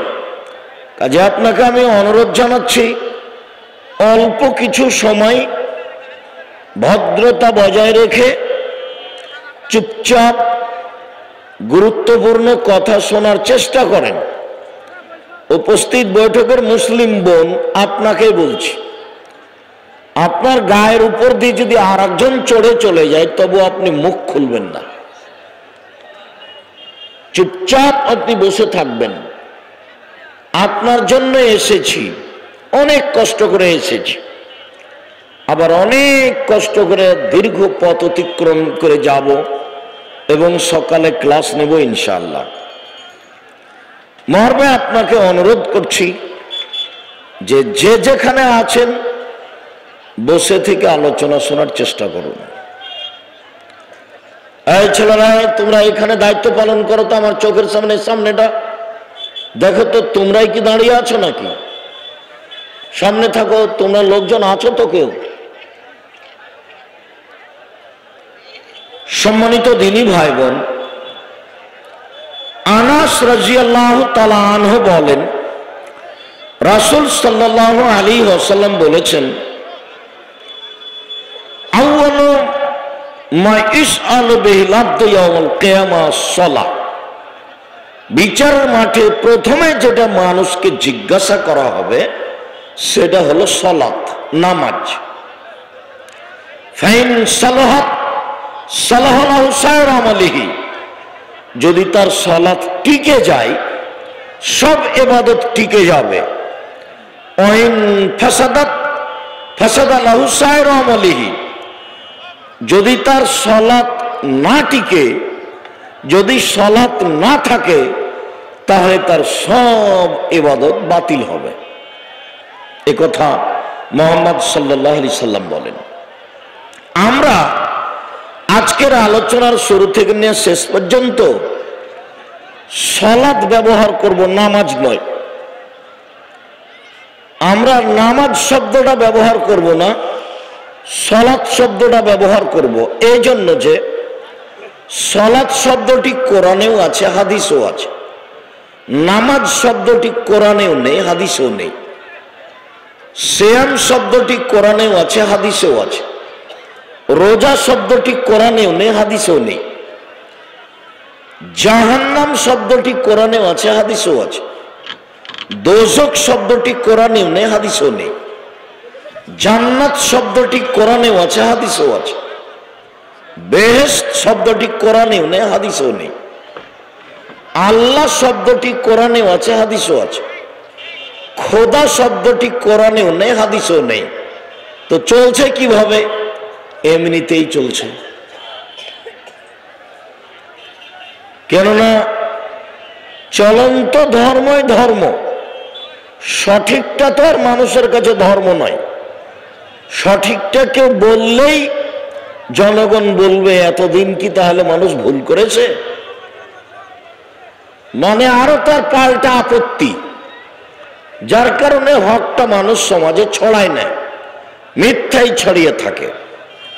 তো আমরা আপনাদের সামনে আজকের আলোচনায় সালাত শব্দটি ব্যবহার করব, নামাজ নয়। সালাত এমন একটি ইবাদত যার উপরে নির্ভর করে অন্যান্য ইবাদত। আনাস রাদিয়াল্লাহু তাআলা আনহু বলেন, রাসূল সাল্লাল্লাহু আলাইহি ওয়াসাল্লাম বলেছেন, আস-সালাতু সালাসাতু আসলাসিন, সালাত তিন ভাগে বিভক্ত। আত-তাহুরু সুলুসুন, ওযু হলো তিন ভাগের এক ভাগ। রুকু সুলুসুন, রুকু হলো তিন ভাগের এক ভাগ। সুজুদ সুলুসুন, সিজদা হলো তিন ভাগের এক ভাগ। ফামান আদ্দাহা বিহাক্কিহা, যে এইগুলি ঠিক ঠিক আদায় করলো, কবুলাত সালাতুহু, তাহলে তার সালাত কবুল করা হবে। অকবুলা সাইরু আমালিহি, তার সব ইবাদত কবুল করা হবে। আইন রুদ্দাত আলাইহি সালাতুহু, তার যদি সালাত কবুল না করা হয়, তার সালাত যদি তাকে ফেরত দেওয়া হয়, তাহলে রুদ্দা আলাইহি সাইরু আমালিহি, সব আমল তার ফেরত দেওয়া হবে, একটাও কবুল হবে না। এটা ফকির ভিক্ষা চাইলো, 10টা টাকা দিলাম, তার একটা নেকি আছে। আমি একটা কোরআন মাজিদের আয়াত পড়লাম, কোরআন মাজিদের একটা অক্ষর পড়লাম, 10 নেকি আছে। সূরা ইখলাস 3 বার পড়লাম, একবার কোরআন মাজিদ পড়ার সমান নেকি আছে। কিন্তু আমি যদি সালাত আদায় করি, সেই সালাত যদি কবুল না হয়, তাহলে আমার কোনো ইবাদত কবুল হবে না, সব বাতিল হবে। এ কথা মুহাম্মদ সাল্লাল্লাহু আলাইহি সাল্লাম বলেন। আমরা কথাটা বুঝতে গিয়ে এইভাবে বলতে পারি, কথার কথা, যে 2 রাকাত সালাত আদায় করলে 300 নেকি হবে, কথার কথা। তো ওযু যদি ঠিক না হয়, তাহলে 100 কাটা গেল। যদি রুকু ঠিক না হয়, তাহলে আর 100 কাটা গেল। যদি সিজদা ঠিক না হয়, তাহলে আর 100 কাটা গেল। তার মানে 2 রাকাত সালাত আদায় করলো, কিন্তু 1 নেকিও পেল না। এই কথাটা পরে আবার স্পষ্ট হবে। এখন আপাতত এইটুকু ধরে রাখেন যে সালাত এমন একটি ইবাদত যার উপরে নির্ভর করে অন্যান্য ইবাদত। সালাত কবুল হলে অন্য ইবাদত কবুল হবে, সালাত কবুল না হলে অন্য কোনো ইবাদত কবুল হবে না। আমরা এখন আলোচনা করতে যাচ্ছি, সালাত আদায় করতে হবে, এটা আল্লাহর আদেশ। সালাত আদায় করতেই হবে। আল্লাহ তাআলা বলেন ফাকিমুস সালাহ ওয়া আতুস যাকাত ওয়া আতাসিমু বিল্লাহ, পৃথিবীর মানুষ তোমরা সালাত আদায় করো এবং যাকাত প্রদান করো আর আল্লাহকে শক্তভাবে ধরো। হুয়া মাওলাকুম, আল্লাহ হচ্ছেন তোমাদের অভিভাবক। ফানিমাল মাওলা ওয়া নিমান নাসির, তিনি হচ্ছেন উত্তম অভিভাবক, তিনি হচ্ছেন উত্তম সাহায্যকারী। যারা অভিভাবক হিসাবে কাজ করে তাতে আল্লাহ হচ্ছেন সবচেয়ে শক্তিশালী উত্তম অভিভাবক। যারা সাহায্য করে তার মধ্যে আল্লাহ হলেন সবচেয়ে উত্তম সাহায্যকারী, সবচেয়ে শক্তিশালী সাহায্যকারী। পৃথিবীর মানুষ তোমরা সালাত আদায় করো, যাকাত প্রদান করো, আল্লাহকে শক্তভাবে ধরো, আল্লাহর আদেশ সালাত আদায় করো। আল্লাহ তাআলা বলেন ফাসাল্লি লিরাব্বিক, মুহাম্মদ সাল্লাল্লাহু আলাইহি সাল্লাম আপনি আপনার প্রতিপালককে সন্তুষ্ট করার জন্য সালাত আদায় করুন, ওয়ানহার আর কুরবানি করুন। আদেশ, পৃথিবীর মানুষ তোমরা সালাত আদায় করো। মুহাম্মদ সাল্লাল্লাহু আলাইহি সাল্লাম আপনি সালাত আদায় করেন, আল্লাহর আদেশ। আল্লাহ তাআলা বলেন হাফিজু আলাস সালাওয়াত ওয়াস সালাতিল উস্তা, পৃথিবীর মানুষ 5 ওয়াক্ত সালাত ঠিক ঠিক আদায় করো, বিশেষভাবে আসরের সালাত। অনেকেই আসরের সালাত আদায় করে সূর্য ডুবার সময়। ওইরকম অবস্থা হলে একাই আসরের সালাত আদায় করে নিতে হবে 3টে সাড়ে 3টের দিকে। পৃথিবীর মানুষ তোমরা 5 ওয়াক্ত সালাত ঠিক নিয়মে ঠিক ঠিক সময়ে আদায় করো, বিশেষভাবে আসরের সালাত। আসরের সালাতটার আরো নিয়ম ঠিক করিও, সময়টা ঠিক করে নাও। আল্লাহ তাআলা আমাদের নবীকে বলেন ফাকিমুস সালাতা লিযিকরি, মুহাম্মদ সাল্লাল্লাহু আলাইহি সাল্লাম আপনি সালাত আদায় করুন আমাকে ডাকার জন্য। সালাত এমন একটি ইবাদত যে প্রথম থেকে নিয়ে শেষ পর্যন্ত শুধু আল্লাহকে ডাকা হয়। একবার আল্লাহু আকবার থেকে শুরু করে আসসালামু আলাইকুম ওয়া রাহমাতুল্লাহ, আসসালামু আলাইকুম ওয়া রাহমাতুল্লাহ, সালাম পর্যন্ত শুধুমাত্র আল্লাহকে ডাকা হয়। একটু পরে তা বোঝা যাবে। অন্যান্য ইবাদতে এরকম ডাকা হয় না। সিয়াম, রোজা একটা খুব দামি ইবাদত, কিন্তু ওরকম আল্লাহকে ডাকা হয় না, বাস না খেয়ে থেকে যায়। আল্লাহকে তেমন কোনো ডাকা হয় না। আপনার হজ অনেক কষ্ট করে করা লাগে, এখানে সেখানে তফ সাই, আপনার ওই এতে জামরাতে যেতে হবে, পাথর মারতে হবে, আরাফার মাঠে যেতে হবে, মুজদালিফার মাঠে যেতে হবে, মিনা মাঠে যেতে হবে, অনেক কাজের নাম হজ। তো অত ডাকা হয় না আল্লাহকে। সালাত এমন একটি ইবাদত যে শুধুমাত্র আল্লাহকে ডাকা হয়। তাই আল্লাহ বলছেন আমাদের নবীকে ফাকিমুস সালাতা লিযিকরি, মুহাম্মদ সাল্লাল্লাহু আলাইহি সাল্লাম আপনি আমাকে ডাকার জন্য সালাত আদায় করেন। বলছিলাম বাচ্চা, এরকম বাচ্চা কোনো সময় আপনার পাশ থেকে উঠলে ওকে উঠতে দিবেন না, ও তো কথা বুঝে না, এমনি বসেছিল। কিন্তু কারো সামনে দিয়ে হাঁটলে ও ওই দিকে লক্ষ্য করবে, তখন আমার কথা ধরতে পারবে না। আর আপনারা যারা সামনে আছেন দয়া করে আমাকে কোনো কাজ দেখায়েন না, কিছুক্ষণ কোনো জরুরি কাজ দেখাবেন না। ভদ্রতা বজায় রেখে চুপচাপ বসে থাকবেন। পাখি যেন মনে করে আপনি পাথর। আমি তো আর আপনাকে এইসব জোলেখার কাহিনী শোনাতে আসিনি। আর আমি 32 বছর থেকে বক্তব্য দিচ্ছি, কোনোদিন কেসা কাহিনী বলিনি, কোনোদিন অপ্রয়োজনীয় কোনো বাক্য ব্যবহার করিনি,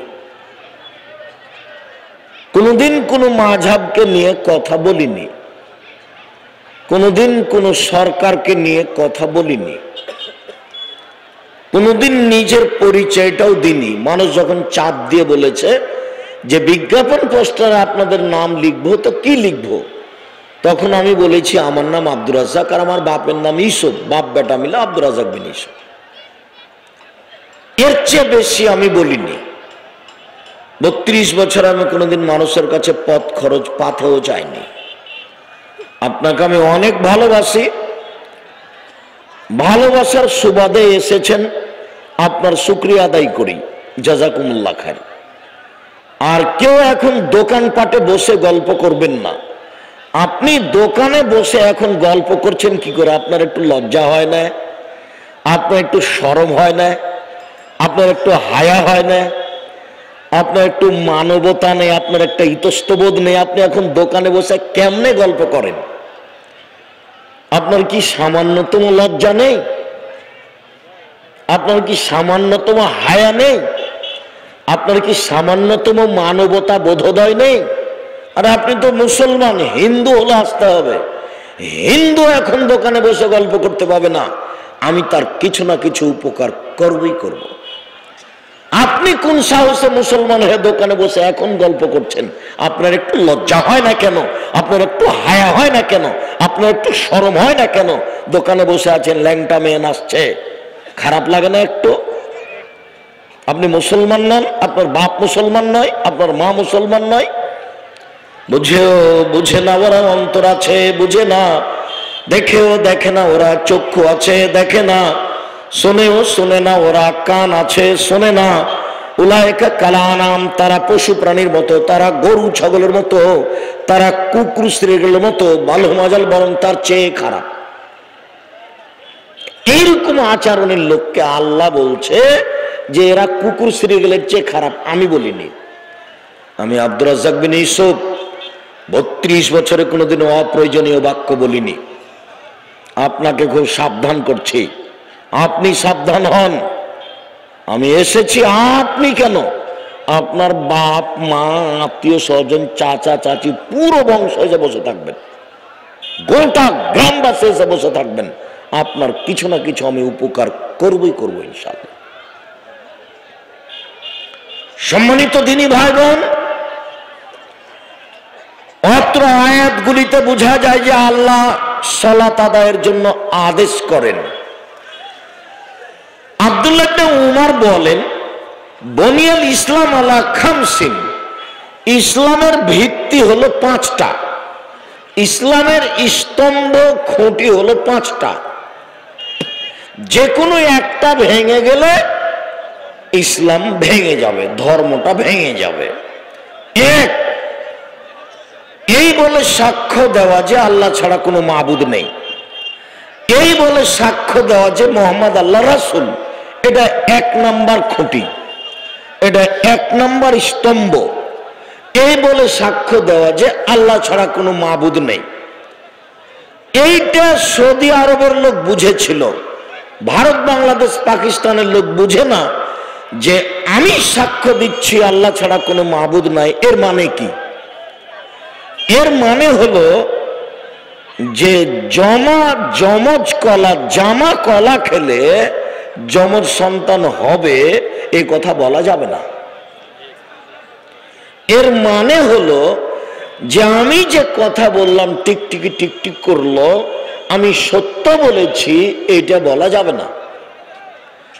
এর মানে হলো যে হাত পা ব্যথা করছে, তা একটা রাবার বালা ব্যবহার করলাম, হাত ভালো হয়ে যাবে, এইটা করা যাবে না।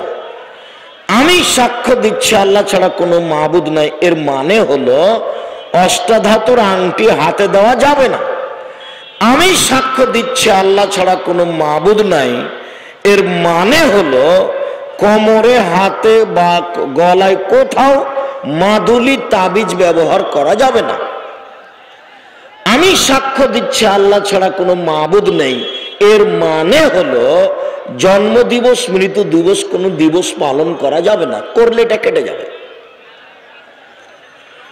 আমি সাক্ষ্য দিচ্ছি আল্লাহ ছাড়া কোনো মাবুদ নেই, এর মানে হলো যে গরুকে লাথি মারা যায় না এই কথা বলা যাবে না। আমি সাক্ষ্য দিচ্ছি আল্লাহ ছাড়া কোনো মাবুদ নাই, এই কথার অর্থ হলো যে সূর্য ডুবার সাথে সাথে বাড়িতে ল্যাম্প বাতি জ্বালাইতে হবে, এই কাজ করা যাবে না। আমি সাক্ষ্য দিচ্ছি আল্লাহ ছাড়া কোনো মাবুদ নাই, এর মানে হলো যে তুলসী গাছ তুলে ফেললে কিছু হয় এই কথা বলা যাবে না। আমি সাক্ষ্য দিচ্ছি আল্লাহ ছাড়া কোনো মাবুদ নাই, এর মানে হলো যে ফরজ গোসল না করে সিম গাছ থেকে সিম তোলা যাবে না, বেগুন গাছ থেকে বেগুন ছিঁড়ে আনা যাবে না, ভাত রান্না করা যাবে না, ভাতের পাতিলে হাত দেওয়া যাবে না, এইসব কথা বলা যাবে না, বললেই শিরক হবে। আর এইটা তো দিনাজপুর। আব্দুর রাজ্জাক সাহেব দিনাজপুর মানে কি বললেন? এইটা হলো দিনাজপুর। মানে দিনাজপুর মানে কি বলতে চাইলেন? দিনাজপুর মানে বলতে চাইলাম যে হেডমাস্টার সাহেব আমাকে বলছেন, আব্দুর রাজ্জাক সাহেব আমার বিছানা থেকে নিয়ে বারান্দা পর্যন্ত চট মাদুলি ছালা বিছানো আছে, কেন বলতে পারেন? কেন বলেন তো? আমি তো জানি না। তো বলছে শুনেন, স্ত্রী মিলনের পরে যদি আমরা খালি পায়ে মাটিতে পা দিই তাহলে মাটি অভিশাপ করবে। এই জন্য খাট থেকে নিয়ে বস্তা বিছিয়ে রেখেছি বারান্দা পর্যন্ত, ওখানে স্যান্ডেল আছে, বাস চকি থেকে নেমে বস্তার উপরে পা দিব, তারপরে স্যান্ডেলের উপর পা দিব, কাজে আমার পাটা আর সরাসরি মাটির উপরে পড়ল না। কেন? অপবিত্র শরীর পা যদি মাটির উপরে পড়ে তাহলে মাটি কি করবে? অভিশাপ করবে। তার মানে দিনাজপুর মানে মিথ্যা কথা, শিরকি কথা। দিনাজপুর মানে আর একটা হলো এই যে শ্বশুরের কাছে যৌতুক নিবে। দিনাজপুর মানে আর একটা হলো এই যে বোনেরাকে জমি দিবে না, অথচ হাতে হাতে জমি দিতে হবে। আব্দুর রাজ্জাক সাহেব আপনি কি দিয়েছেন? আমি দিয়েছি। মানে আমার বাপকে মাটি দিয়ে এসে যা জমি জায়গা আছে তাকে ভাগ করেছি, তারপরে আমরা রাতের খাওয়া খেয়েছি। যদিও জমি আমি এক একটু টুকটাক চিনি, আমার ছোট ভাই চিনেই না। আমরা কোনোদিন জমিতে যাই না, আমাদের বোনের স্বামীরাই জমি খায়, চাষ করে, আমরা দেখতেও যাই না। আমার ছোট ভাই বরিশাল মডেল কলেজের সরকারি কলেজের শিক্ষক, ও দারুল দেওয়ান থেকে পড়ে এসেছে, ও একজন আলেম মানুষ। তো বোনকে জমি দেয় না, তারা হলো রংপুরের মানুষ, তারা হলো দিনাজপুরের মানুষ। শ্বশুরের কাছে টাকা নেয় যৌতুক, ইতর শ্রেণীর 3rd% নোংরা মানুষ, তারা হলো দিনাজপুর রংপুরের মানুষ। আব্দুর রাজ্জাক সাহেব রাজশাহীতে কি নেয় না? নিলেও কম।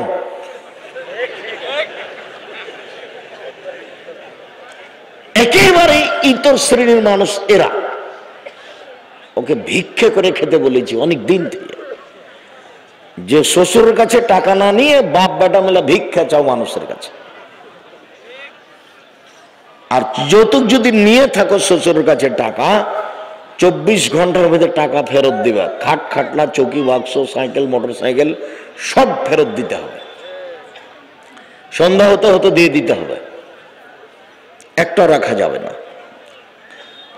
ভিক্ষা করা টাকা দিয়ে চাউল কিনে ভাত খেয়ে ইবাদত কবুল হবে। শ্বশুরের কাছে টাকা নিয়ে ওই টাকা দিয়ে চাউল কিনে ভাত খেয়ে ইবাদত কবুল হবে না। 32 বছর থেকে বলছি, কোন মায়ের বেটা এমন নাই যে কথা এভাবে উল্টে ধরতে পারে, যেভাবে বলছে এভাবেই থাকবে। মানে যৌতুক ফেরত দিতে হবে। খাট খাটলা চৌকি বাক্স ফার্নিচার আগামীকাল সন্ধ্যা হতে হতে ফেরত দিতে হবে। কাপুরুষের সন্তান কাপুরুষ নিবা কেন? কাজ করে নাও, বাজাও। তুমিও কাপুরুষ, তোমার বাপও কাপুরুষ, তুমিও ভিক্ষুক, তোমার বাপও ভিক্ষুক। বাপটা ভিক্ষা করে খাও। খারাপ লাগে? খারাপ লাগার জন্যই তো বলছি। যাতে তোমারও মনে থাকে, তোমার বাপের মনে থাকে, যেন যেখানে যাবে কেটে ছিঁড়ে চলে যায়। মরা পর্যন্ত যেন বাপ বেটা মনে করে থাকো যে বেটা আমরা ভিক্ষা করে খাওয়া ভালো ছিল রে বেটা, কি যে করলাম জীবনে, খামাখা 50,000 টাকা নিয়ে আজীবন বদনাম ঘাড়ে করলাম। আব্দুর রাজ্জাক সাহেব যেভাবে বললেন তাতে মাটির নিচে ডুবে যাওয়া ভালো ছিল, ধসে যাওয়া ভালো ছিল। জি আমিও তাই বলছি। খুব ঘৃণিত কাজ, খুব ঘৃণিত কাজ। এর সাথে আর একটা 24 ঘন্টার মধ্যে যত কিস্তিতে নাম আছে সুদের, কিস্তিতে যাতে টাকা তোলা, টাকা দেওয়া, কিস্তিতে ডিপিএস সব বন্ধ করে দিতে হবে, 24 ঘন্টায় বন্ধ করতে হবে। মানে এর চেয়ে নোংরা খারাপ কাজ আর দুনিয়াতে নেই। মানুষ যদি সুদ খায় তাহলে ও ভিক্ষুক হবেই, ফকির হবেই।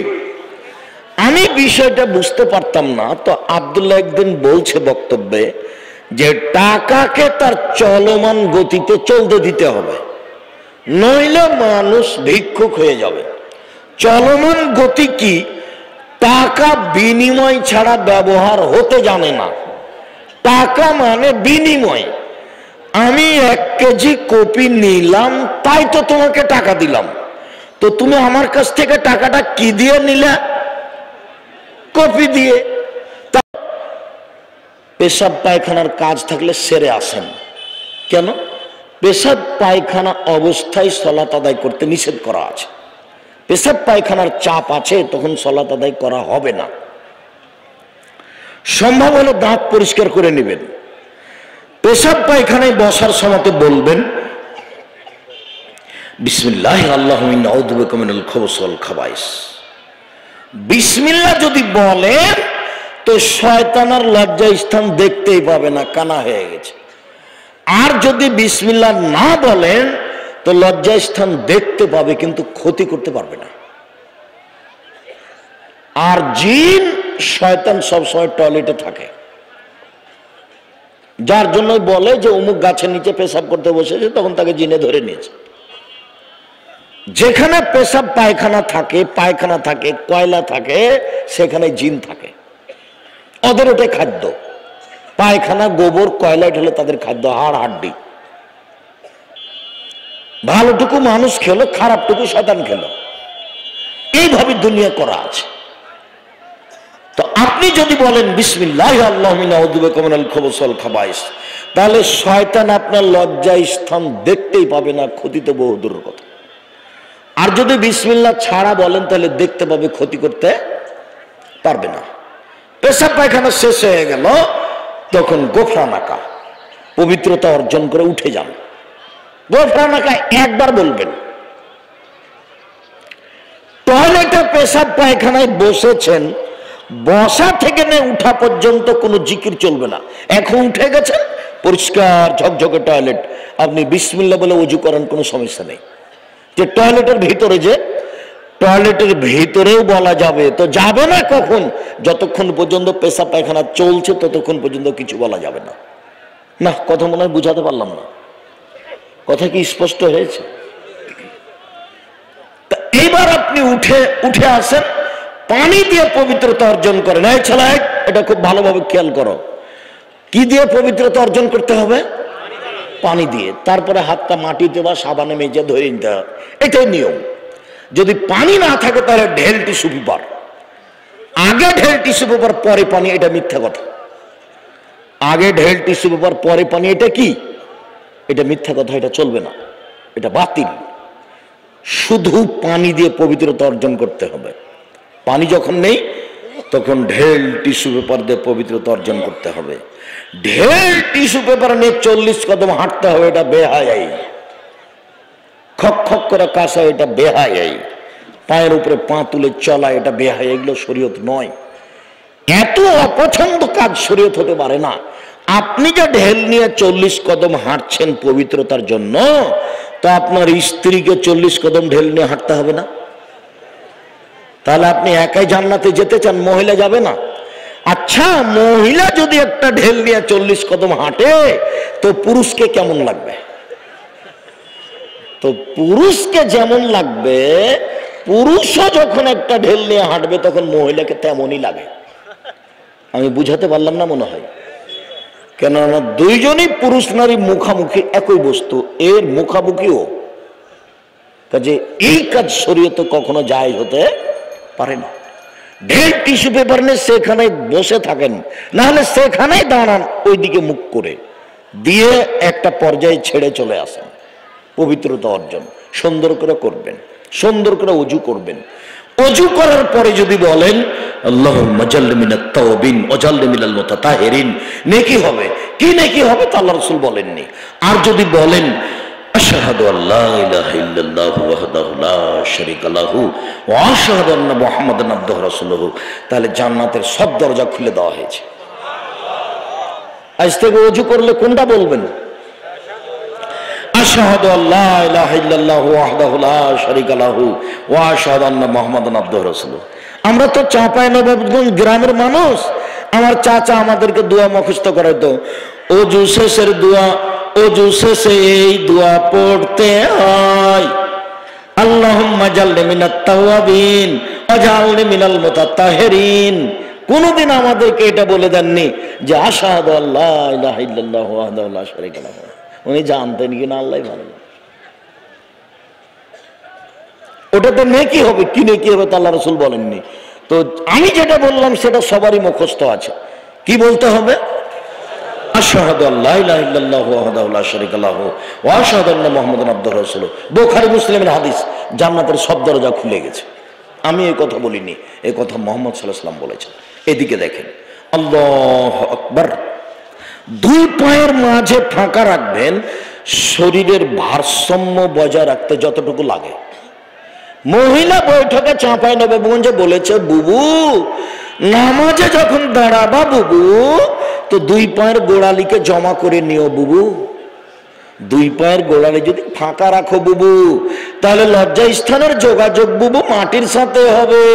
বুবুর সব কথাই নাকি বুখারীতে আছে, মানে একবারে ডাহা মিথ্যা কথা। আর লজ্জা স্থানের যোগাযোগ মাটির সাথে হবে, মাটি অভিশাপ করবে, একটা নোংরা কথা। আবার বলছে বুবু, বুবু শাড়ি যদি পরে থাকো বুবু, তাহলে ল্যাঙ্গট পরে নিও। আর যদি সালোয়ার পরে থাকো বুবু, সালোয়ার পায়জামা, তো কোনো সমস্যা নেই। কি যে বলছে বুবু, তো আল্লাহই ভালো জানে। কোনো সমস্যা নেই। শরীরের ভারসাম্য বজায় রেখে দুই পায়ের মাঝে ফাঁকা রাখতে হবে। কথা বোঝা যায়নি? আল্লাহু আকবার। কাঁধ সামনাসামনি হাত উঠাবেন, কাঁধ সামনাসামনি, আঙ্গুল জমা জমা। আর যদি পারেন তো কানের লতি, এটার নাম লতি, দুটোই সহিহ হাদিস। একটা হলো এটা, একটা হলো এটা। বোঝা যাচ্ছে কি? এরকম নয় আল্লাহু আকবার, এটা চলবে না।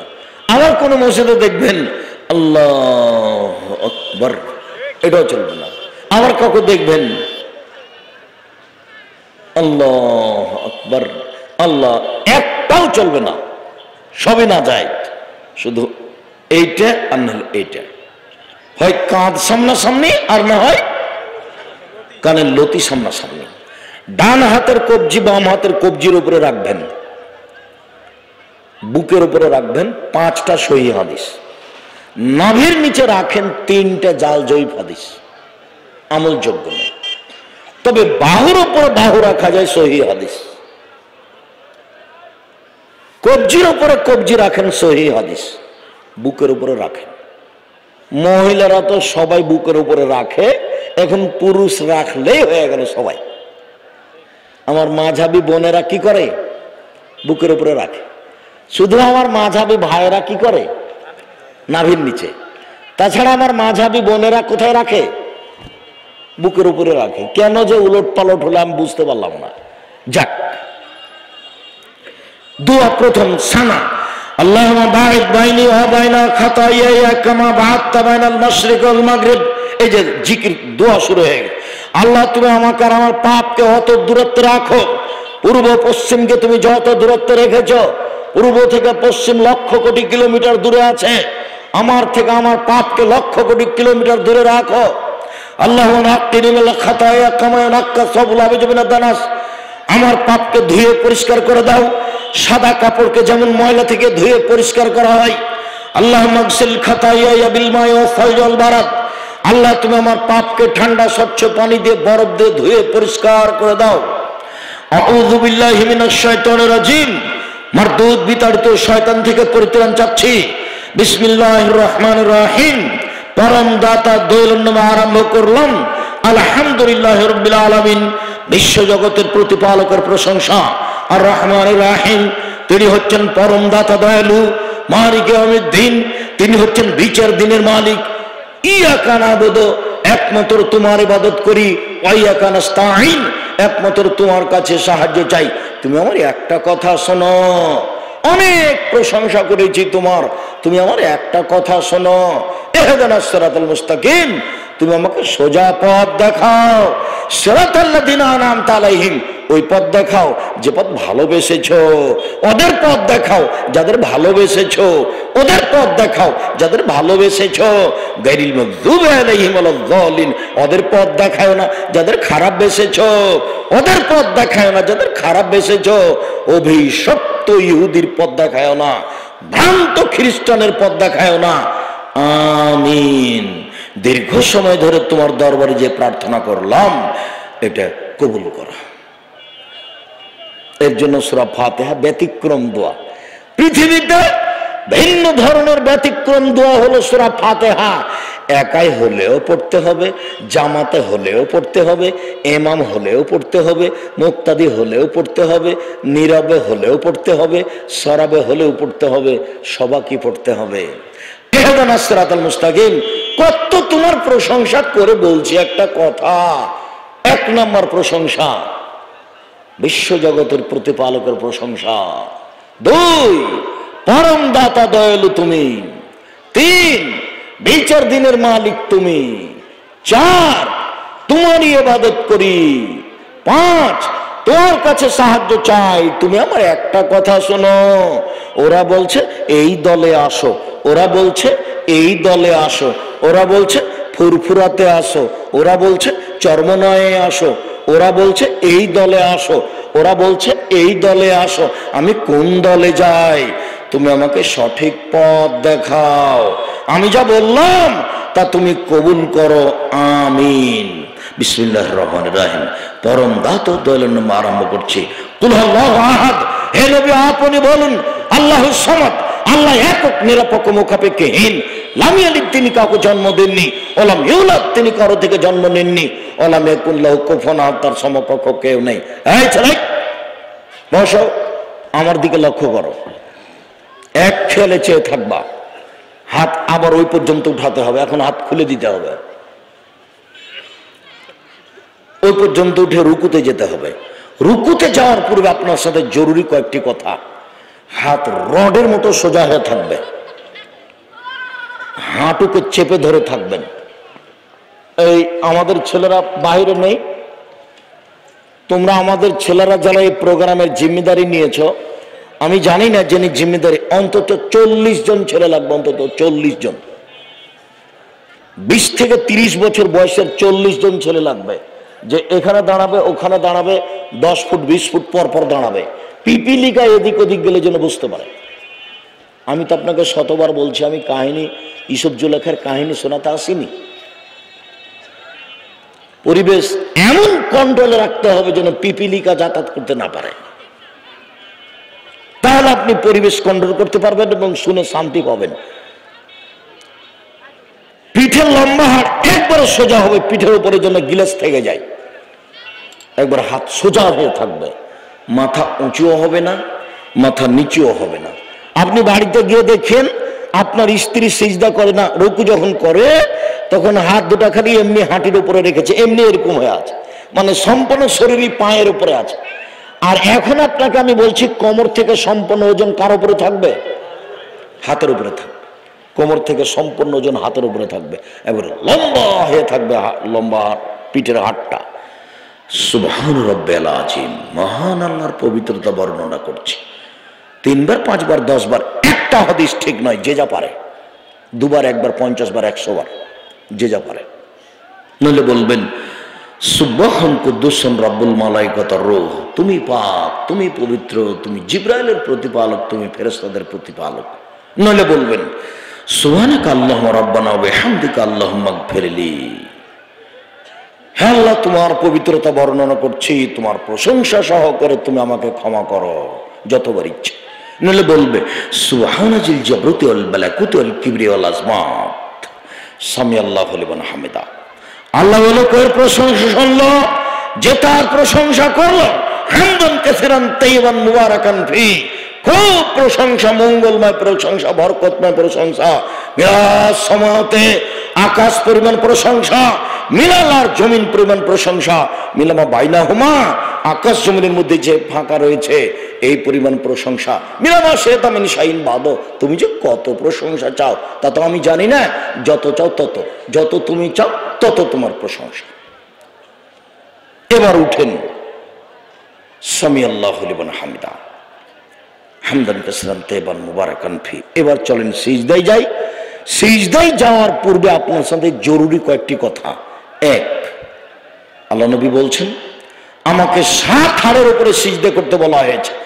নাক কপাল 1, 2 হাত 3, 2 হাঁটু 5, 2 পায়ের বৃদ্ধা আঙ্গুল 7।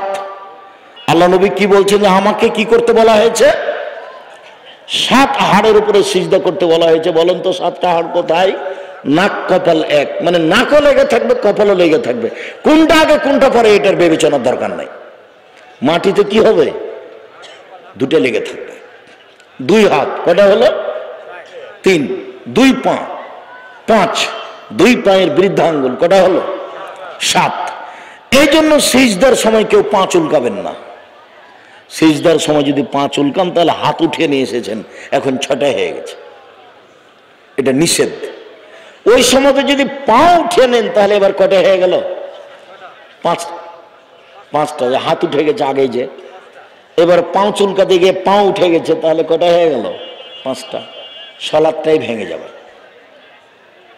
কবুল হবে না। আপনি গাও চুলকান পরে, সিজদা থেকে উঠে আসেন তখন, কথা বোঝা জানি মনে হয়। হাত পা যদি চুলকাতে হয় কখন চুলকাবেন? পরে সিজদা থেকে উঠে। আর হাত দুটি কানের পাশে রাখবেন। পেটের নিচ দিয়ে যেন ছাগলের বাচ্চা পার হয়ে যেতে পারে। আবার এখানে একটা বুবুর কথা বলছি চাঁপাইনবাবগঞ্জের ভাষায়।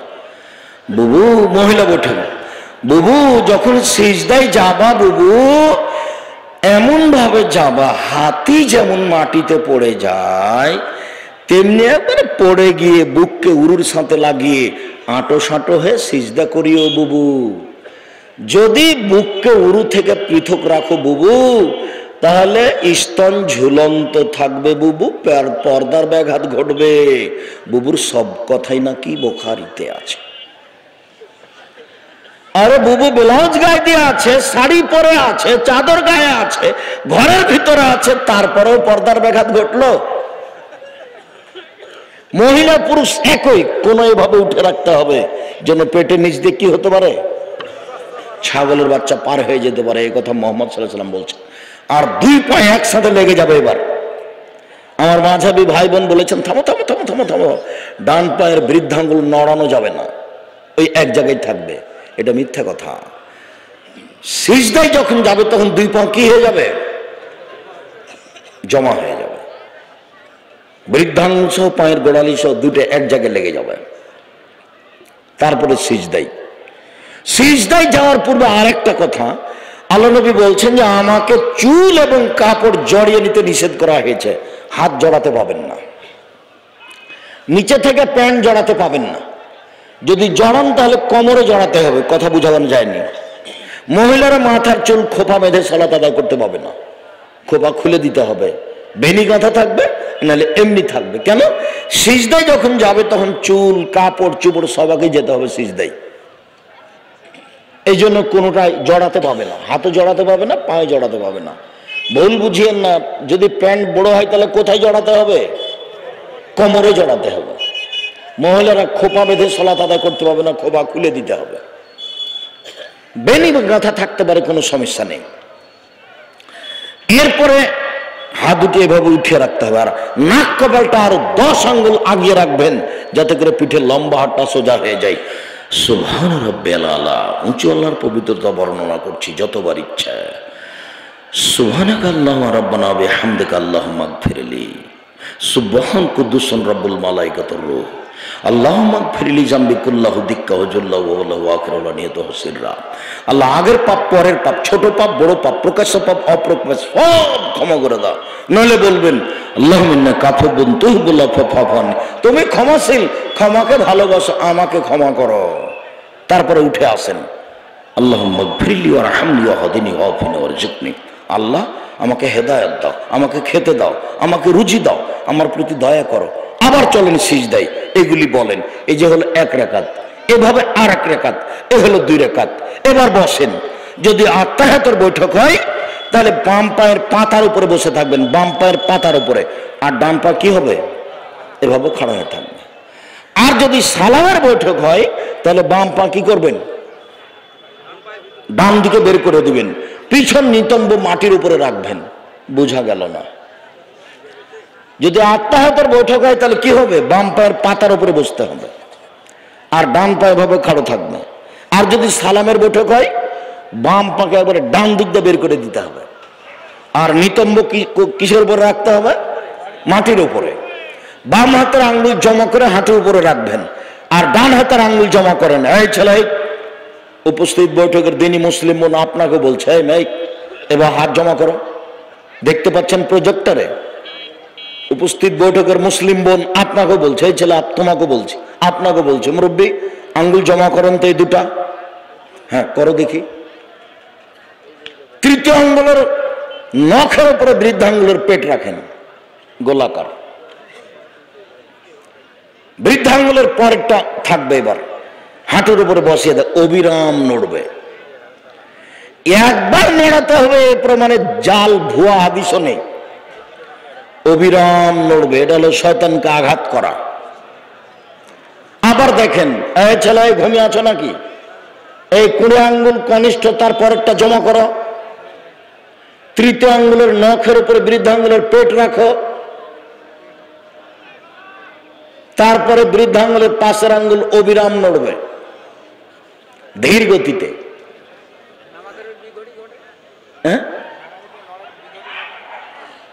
নামাজে ব্যাঘাত ঘটছে, ব্যাঘাত আরো কিছু ঘটে যাক, এটাই পদ্ধতি। আমার দিনী বোন এখনো কি গল্প করছেন নাকি? আপনাকে যে কতবার বললাম আল্লাহ আপনাকে মাফ করুক। আপনাকে দেখতে বলছিলাম, এই খালেদা তুমি বুঝতে পারো না কথা, এভাবে দেখো, আঙ্গুল জমা করো, বৃদ্ধাঙ্গুলের পেটের উপরে না, এই তর্জনীর মধ্যমার পেটের নখের উপরে বৃদ্ধাঙ্গুলের পেটটা রাখো, গোলাকার বানিয়ে এটা অবিরাম নড়বে। হাঁটুর উপরে আত্তাহিয়াতু লিল্লাহি ওয়াস সালাতু ওয়াত তাইয়্যিবাতু, সমস্ত ইবাদত আল্লাহর জন্য। আসসালামু আলাইকা আইয়ুহান নবী, হে নবী আপনার উপরে শান্তি অবতীর্ণ হোক। আসসালামু আলাইনা ওয়া আলা ইবাদিল্লাহিস সালিহিন, শান্তি আমাদের উপর অবতীর্ণ হোক, সকল ভালো মানুষের উপরে শান্তি অবতীর্ণ হোক। আশহাদু আল্লা ইলাহা ইল্লাল্লাহ, আমি সাক্ষ্য দিচ্ছি আল্লাহ ছাড়া কোনো মাবুদ নাই। ওয়া আশহাদু আন্না মুহাম্মাদুর আবদুহু ওয়া রাসূলুহু, আমি সাক্ষ্য দিচ্ছি মুহাম্মদ আল্লাহর রাসূল এবং তার বান্দা। আল্লাহুম্মা সাল্লি আলা মুহাম্মাদ ওয়া আলা আলি মুহাম্মাদ কামা সাল্লাইতা আলা ইব্রাহিম ওয়া আলা আলি ইব্রাহিম ইন্নাকা হামিদুম মাজিদ। হে আল্লাহ, তুমি মুহাম্মদ সাল্লাল্লাহু আলাইহি সাল্লাম ও তার বংশধর প্রতি বরকত নাজিল, শান্তি নাজিল করো, যেমন ভাবে তুমি ইব্রাহিম আলাইহিস সালাম ও তার বংশধর প্রতি শান্তি অবতীর্ণ করেছ। তুমি প্রশংসনীয়, তুমি জ্ঞানী। আল্লাহুম্মা বারিক আলা মুহাম্মাদ ওয়া আলা আলি মুহাম্মাদ কামা বারাকতা আলা ইব্রাহিম ওয়া আলা আলি ইব্রাহিম ইন্নাকা হামিদুম মাজিদ। আল্লাহ, তুমি মুহাম্মদ সাল্লাল্লাহু আলাইহি সাল্লাম ও তার বংশধর প্রতি বরকত নাজিল করো, যেমন ভাবে ইব্রাহিম আলাইহিস সালাম ও তার বংশধর প্রতি বরকত নাজিল করেছো। তুমি প্রশংসনীয়, তুমি জ্ঞানী। আল্লাহুম্মা ইন্নী যালামতু নাফসি যুলমান কাসীরা, হে আল্লাহ জীবনে খুব পাপ করেছি, ফাগফিরলি, তুমি আমাকে ক্ষমা করো। মাগফিরাতাম মিন ইনদিক, ক্ষমা একমাত্র তোমার পক্ষ থেকে হয়ে থাকে। ওয়ারহামনি ইন্নাকা আনতাল গাফুরুর রহিম, তুমি আমার প্রতি দয়া করো, তুমি দয়াশীল, তুমি ক্ষমাশীল। আল্লাহুম্মা ইন্নী আউযু বিকা মিন আযাবি জাহান্নাম, হে আল্লাহ তোমার কাছে জাহান্নামের শাস্তি থেকে বাঁচতে চাচ্ছি। আউযু বিকা মিন আযাবিল কবর, তুমি আমাকে কবরের শাস্তি থেকে বাঁচাও। আউযু বিকা মিন ফিতনাতিল মসিহিদ দাজ্জাল, তুমি আমাকে দাজ্জালের ফিতনা থেকে বাঁচাও। আউযু বিকা মিন ফিতনাতিল মাহি ওয়াল মামাত, তুমি বাঁচাও কবরের ফিতনা, তুমি বাঁচাও উপরের ফিতনা, উপর আর নিচের ফিতনা থেকে বাঁচাও। ওয়াজবুকুম মিনাল মাসিম ওয়াল মাগরাম, তোমার কাছে বাঁচতে চাই বড় পাপ হতে, তোমার কাছে বাঁচতে চাই ঋণ কর্য হতে, তোমার কাছে বাঁচতে চাই বড় পাপ হতে, তোমার কাছে বাঁচতে চাই ঋণ কর্য হতে। এরপরে কি পরামর্শ আছে বলেন তো? রাব্বির হামহুমা কামা রাব্বায়ানি সাগীরা, জাযাকাল্লাহ খাইর, বাপ মায়ের জন্য। এরপরে আজকে আরেকটা বেশি করে দিলাম, রব্বানা আতিনা ফিদ দুনিয়া হাসানাতাও ওয়া ফিল আখিরাতি হাসানাতাও ওয়া কিনা আযাবান নার। আল্লাহ ইহকালে কল্যাণ দাও, পরকালে কল্যাণ দাও, জাহান্নাম থেকে বাঁচাও। এতদিন পর্যন্ত একটাই পরামর্শ ছিল, সেটা কি ছিল? রাব্বির হামহুমা কামা রাব্বায়ানি সাগীরা, আল্লাহ তুমি আমার বাপ মাকে দেখো, তারা যেমন আমাকে বাল্য অবস্থা দেখেছিল। আজকে আর একটা কি বেশি করা হলো, রব্বানা আতিনা ফিদ দুনিয়া হাসানাতাও ওয়া ফিল আখিরাতি হাসানাতাও ওয়া কিনা আযাবান নার। আসসালামু আলাইকুম ওয়া রাহমাতুল্লাহ, আসসালামু আলাইকুম ওয়া রাহমাতুল্লাহ। এ দেখেন আল্লাহকে ডাকা। এখন যেটা হবে জিকির, আল্লাহু আকবার, আস্তাগফিরুল্লাহ, আস্তাগফিরুল্লাহ, আস্তাগফিরুল্লাহ, আল্লাহুম্মা আনতাস সালাম ওয়া মিনকাস সালাম, তাবারাকতা ইয়া যাল জালালি ওয়াল ইকরাম। উঠে যেতে পারেন, তবে এইটুকু না পড়ে উঠতে পাবেন না। আরো আছে সুবহানাল্লাহ, আলহামদুলিল্লাহ, আকবার আছে, আয়াতুল কুরসি আছে। ফরজ সালাতের পরে কেউ যদি আয়াতুল কুরসি পড়ে তো জান্নাতে চলেই গেছে, ঢোকেনি কেন? মরেনি এই জন্য। খুব সুবিধা, আয়াতুল কুরসি পড়বেন। সম্মানিত দিনী ভাই বোন, আপনারা যেভাবে বসে আছেন আসলে ব্যতিক্রম আছেন, যদিও পাশে বাজার থাকার কারণে পরিবেশ কিছুটা কন্ট্রোলের বাইরে, তারপর আপনারা উপস্থিত যেভাবে আছেন খুব আমি খুশি হয়েছি, জাযাকুমুল্লাহ খায়ের। আমি আপনাদের জন্য আন্তরিকভাবে দোয়া করি। এই পর্যায়ে এসে আমি বলছি, সম্মানিত দিনী ভাই বোন, আমার মনে বড় স্বাদ, আমি এ দেশের মাটিতে উন্নত মানের প্রতিষ্ঠান গড়বে ইনশাআল্লাহ, যেখানে ছেলে মেয়ে বাংলা, ইংরেজি, আরবি উন্নত মানের শিক্ষা অর্জন করে জাতির অন্যায়ের বিরুদ্ধে লড়বে মুখে কলমে মিডিয়ায়। সেটাই হচ্ছে আপনাদের জামিয়া সালাফিয়া তেঘরা বিরল দিনাজপুর, সেটাই হচ্ছে জামিয়া সালাফিয়া ডাঙ্গিপাড়া পাওয়া রাজশাহী, সেটাই হচ্ছে জামিয়া সালাফিয়া রূপগঞ্জ নারায়ণগঞ্জ ঢাকা, সেটাই হচ্ছে জামিয়া সালাফিয়া 6 মাইল বাবুগঞ্জ বরিশাল। এইসব প্রতিষ্ঠানে প্রায় 4,500 ছেলে মেয়ে পড়াশোনা করে। 300 জন এতিম আছে, 500 জন অসহায় আছে, 250 জন শিক্ষক শিক্ষিকা কর্মচারী আছে, জমি ক্রয় সহ নির্মাণ ক্রয় সহ ব্যয়বহুল খরচ আছে। প্রতি মাসে বেতন লাগে 30 লক্ষ। আপনাকে আমি টাকার কথা বলে ঘাল করতে চাইনি। আমি যেটা দাবি রেখেছি সেটা হলো এই, যেটা আমি নিজে বলি আপনাকে সেটা বলতে বলছি, সেটা হলো এই, আল্লাহ তুমি জামিয়া সালাফিয়াকে কবুল করো। এইটুকুর আমি দাবি। কিভাবে কবুল হবে, কি করবেন সেটা তিনি বুঝবেন। তবে আমি চাই না যে কোনো একটা মানুষের 10টা টাকা ছাড়া জামিয়া সালাফে গড়ে উঠুক, এটা আমি চাই না। কেন? পতিতালয়ের মহিলা যদি কুকুরকে পানি পান করে জান্নাত পেতে পারে, তাহলে জামিয়া সালাফে 10 টাকা দান করলে জান্নাত হবে ইনশাআল্লাহ। আমি যেটা জাতিকে বলতে চাচ্ছি, আমি মুখে কলমে মিডিয়া জাতিকে ফাঁকি দিইনি। এই যে মুখে বলছি, এই যে মিডিয়া আমার সামনে আছে, আর এই যে কলম দেখতে পাচ্ছেন, কলম আপনাদের সুপরিচিত ছেলে আব্দুল্লাহ, আপনাদের ভাই ছেলে আব্দুল্লাহ, জাতীয় সম্পদ আপনারা বলেন, সেভাবে করেন, তার মিন্নাতুল বারি কিনেন, বুখারীর ব্যতিক্রম ব্যাখ্যা। আমিও খাকসার তাফসিরের বইটা লিখেছি, তাওজিহুল কোরআন, ব্যতিক্রম তাফসির, 200-250 টাকা, বড় কথা নয়। এছাড়া আপনার আদর্শ পরিবার, আদর্শ নারী, কে বড় ক্ষতিগ্রস্ত, বক্তা শ্রোতার পরিচয়, মরণ একদিন আসবেই। সাথে সাথে এবারের নতুন হজ উমরার বই লেখা আছে, পোশাকের বই লেখা আছে। সম্মানিত দিনী ভাই বোন, আর আমার বোনদেরকে লক্ষ্য করে আদর্শ নারী, আদর্শ পরিবার, আর তারপরে আছে শিক্ষা বনাম জাহেলিয়াত, সমঅধিকরণের মর্যাদা চাই, বইগুলি সংগ্রহ করার জন্য বলছি। বিশেষভাবে জাতীয় সম্পদ আল ইতেসাম পত্রিকা, 50টা প্রশ্নের উত্তর আছে। কেউ টাকা না থাকলে অন্তত একটা পত্রিকা ছাড়া যাবেন না। আর যারা এজেন্ট আছে তাদের সাথে যোগাযোগ করবেন, 30 টাকাতে একটা পত্রিকা কিনে নিয়ে যাবেন। আল্লাহ আমাদের যারা মারা গেছে তুমি তাদের কবরের শাস্তি মাফ করো, আমরা যারা অসুস্থ তুমি তাদের আরোগ্য দান করো, আমরা যারা বেঁচে আছি তুমি তাদেরকে তোমার রাসূলের পদ্ধতি অনুযায়ী চলার তৌফিক দান করো। সম্মানিত দিনী ভাই বোন, আমরা আরো যারা আজকে আলোচনা শুনলাম সে আলোচনা মেনে চলার তৌফিক দান করো। বিশেষভাবে যে পত্রিকা, এখানে পত্রিকা এবং বই পুস্তক সবাই নিয়ে যাবেন, কেউ খালি চলে যাবেন না। টাকা টাকা যদি না থাকে একটা পত্রিকা হাতে করে যাবেন 30 টাকা মূল্য দিয়ে। আপনারা নামাজের উপরে আমার লেখা ব্যতিক্রম বই আছে, সাথে সাথে দুয়ার বইটা আছে, 32টা সহিহ হাদিস আছে হাত তুলে দোয়া করার। কালেকশন করতে ও কালেকশন তো আসলে এটা দেখেছিলাম, তারপর তার মনে ছিল না। এখন তো কালেকশনের জন্য বাহিরে যেতে হবে।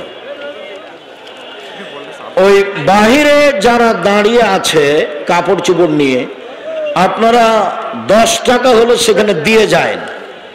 এরা মনে হয় খরচের ব্যাপারে বিপদগ্রস্ত আছে বলে আমার মনে হচ্ছে। মধ্যে একটা কাগজ দিয়েছিল, সেটা আমি গ্রহণ করতে পারিনি। তা আপনারা, তারা বিপদে পড়ুক এটা আমিও চাই না। যার যতটুকু সম্ভব স্টেজে দিয়ে যাবেন, বা যাওয়ার সময় যারা আছে তাদেরকে যেয়ে দিয়ে যাবেন 50 টাকা, 500 টাকা, 200 টাকা, 100 টাকা, যাতে করে তাদের জন্য সহজ হয়। একটু পানি দিতে হবে, গরম পানি দেন তো। আচ্ছা, আপনারা বই পুস্তকগুলো স্টেজ থেকে নেন, আর আমি আপনাদের কয়েকটা প্রশ্নের উত্তর দিই। তাওজীহুল কোরআন, যেটা তাফসির, ব্যতিক্রম তাফসির সবাই নিয়ে যাবেন। তাওজীহুল কোরআন তাফসির, আর আব্দুল্লাহর বই মিন্নাতুল বারি, বুখারীর বাক্য।